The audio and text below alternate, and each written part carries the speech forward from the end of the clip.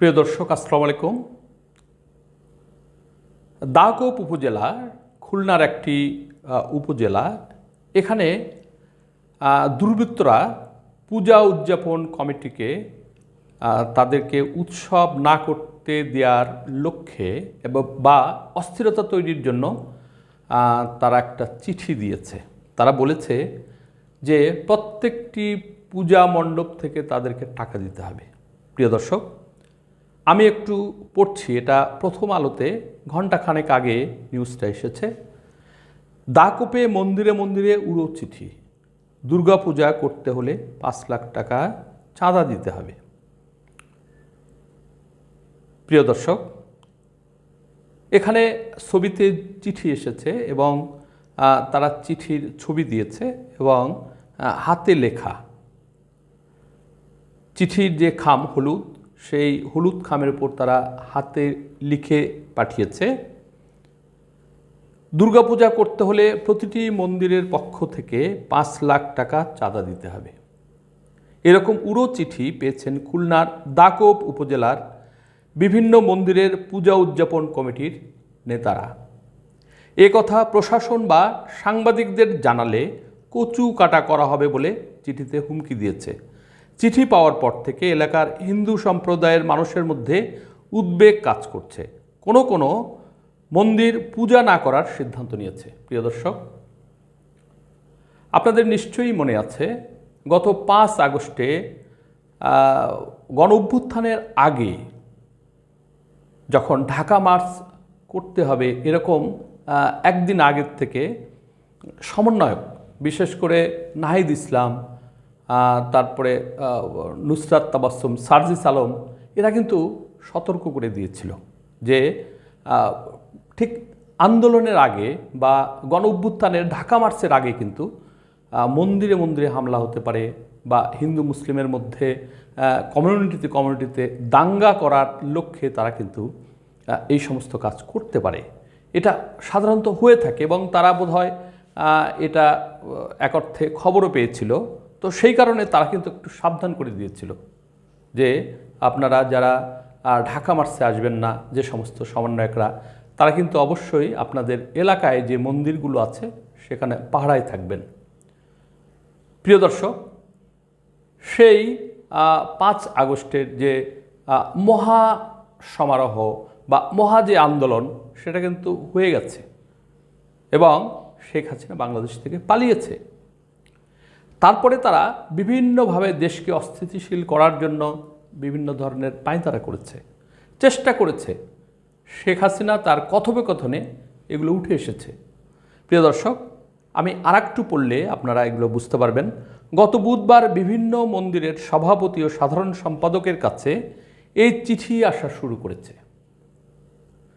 গতকাল শুক্রবার এই ঘটনায় উপজেলার ভিন্ন 4টি মন্দিরের পক্ষ থেকে দাগোপ থানায় সাধারণ ডায়েরি বা জিডি করা হয়েছে।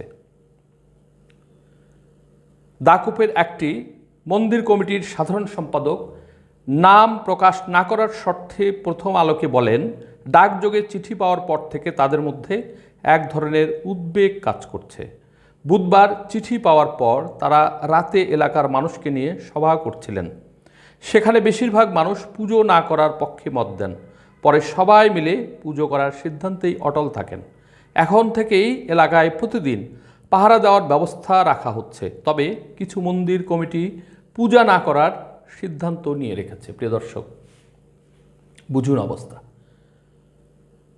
কোনো কমিউনিটি যখন উৎসব করার জন্য, আনন্দ করার জন্য বা তাদের ধর্মীয় যে উৎসব সেটা করার জন্য যখন তারা সম্মিলিতভাবে কাজ করতে থাকে, তখন যদি আরেকটি অংশ বা অজ্ঞাত কোনো অংশ তাদের উপর এরকম করে চিঠি আসে, তাহলে কি সেটা উদযাপন থাকবে? নানান ধরনের শঙ্কা তৈরি হবে। এখানে তারা ক্ষুদ্র ধর্মীয় গোষ্ঠী, সংখ্যালঘু, এবং তারা বিভিন্নভাবে এর আগে মন্দিরে হামলা করা হয়েছে, তাদের প্রতিমা ধ্বংস করা হয়েছে, এই ঘটনাগুলো ঘটেছে। এবং হিন্দুদের উপর বিভিন্নভাবে অন্যায় অত্যাচার, তাদের জমি দখল, এগুলো কিন্তু করা হয়ে থাকে। বিভিন্ন সময় যখন রাষ্ট্রীয় কোনো আন্দোলন হয়ে থাকে তখন এটা হয়। এবং এখানে মুসলিমরা বিভিন্নভাবে আশ্বাস দিয়ে থাকে যে তাদের ওপর কোনো হামলা হলে তারা দেখবে। এই গত কয়েকদিন আগেও দেখা গেল মৌলানাদের একটি অংশ বা বিভিন্ন ধর্মীয় রাজনৈতিক সংগঠনের কিছু কর্মী তাদের মন্দির পাহারা দিয়েছিল। সেটা তারা পরবর্তীতে ভালো করে নেয়নি, তারা বলেছিল যে তাদের একটা প্রয়োজন নেই।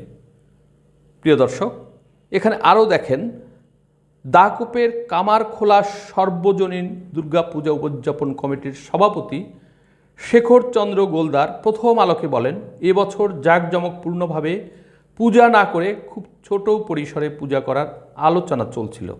তবে এই ধরনের চিঠি পাওয়ার পর আমাদের সদস্যরা আর আগ্রহ দেখাচ্ছেন না।